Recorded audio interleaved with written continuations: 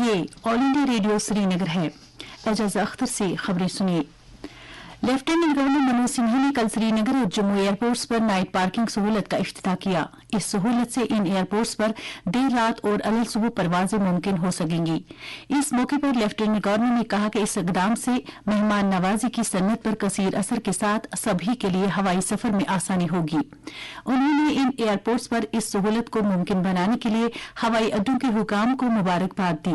उन्होंने कहा कि इस तरह के इकदाम जम्मू कश्मीर सरकार की लोगों की नक्ल हरकत की जरूरियात को पूरा करने के आज़म की अक्कासी करते हैं। एलजी ने कहा कि इस सहूलत से उन लोगों के सफर में ज्यादा आसानी होगी जो एक दिन में आवाजाही के ख्वाह हैं।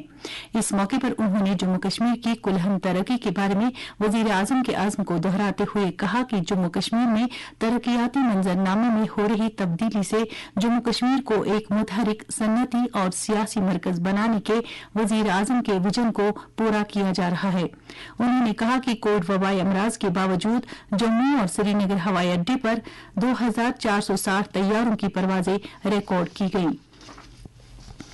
जिला जम्मू के जलालाबाद संजवान इलाके में फौज और मिलिटेंटों के बीच दौरान शब झड़प शुरू हुई। झड़प में एक सिक्योरिटी एहलकार मारा गया है जबकि 4 दीगर जख्मी हुए हैं। एडिशनल डीजीपी मुकेश सिंह ने आकाशवाणी को बताया कि झड़प अभी जारी है।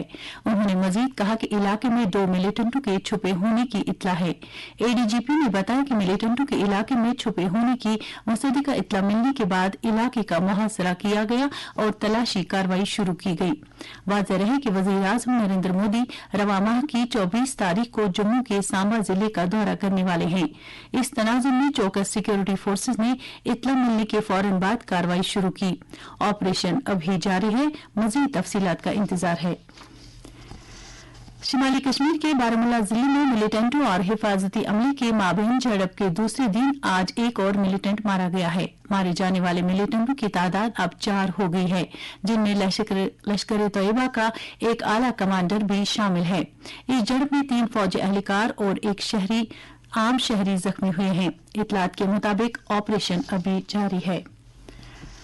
लेफ्टिनेंट गवर्नर मनोज सिन्हा ने मालवीय मालिया अनुशीलन केंद्र BHU वाराणसी में Kashi academy for holistic innovation के बानी डॉक्टर कुंवर साहनी की तसनीफ वास्तव बॉटनिक्स नामी किताब जारी की।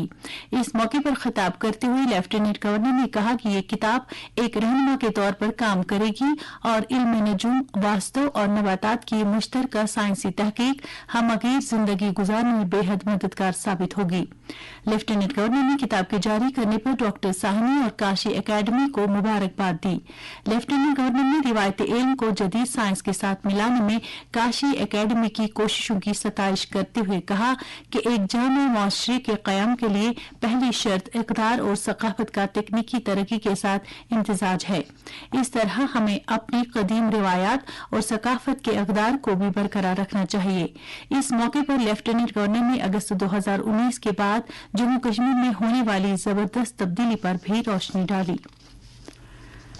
साइंस एंड टेक्नोलॉजी डिपार्टमेंट के प्रिंसिपल सेक्रेटरी आलोक कुमार ने कल जम्मू के मौलाना आजाद मेमोरियल कॉलेज में 500 KWP की गुंजाइश वाले grid connected rooftop solar power plant का इफ्तिताह किया।